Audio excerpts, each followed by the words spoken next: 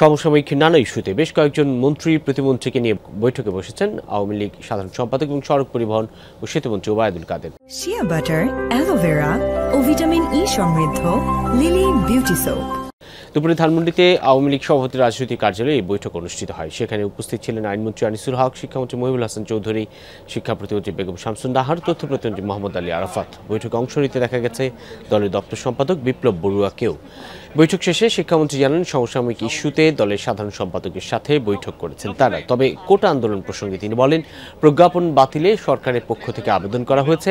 আন্দোলনকারীদের ধৈর্য ধরার আহ্বান জানান তিনি। সেটা বিষয়ে আলোচনা করার মতন কোনো বিষয় নয়, তাই এই বিষয়ে আমি মন্তব্য করতে পারি। নবীন ভাই, যেহেতু আপনার আদালতে যে বিষয়টি বিচারাধীন আছে সেটা নিয়ে আমরা মন্তব্য করব না, এবং যারা সেখানে দাবিটা করেছেন সেটা অপেক্ষা করতে হবে, তাদেরকেও অপেক্ষা করতে হবে। আমরা সরকার তো ইতিমধ্যেই একটা এই বিষয়ে আপিল করেছে। সরকার কিন্তু যেহেতু প্রজ্ঞাপন বাতিলের যে নির্দেশ হাইকোর্টের আদেশটা ছিল সেটা নিয়ে একটা সরকার একটা আপিল করেছে, তো সুতরাং এই বিষয়ে আমি মন্তব্য করতে পারছি।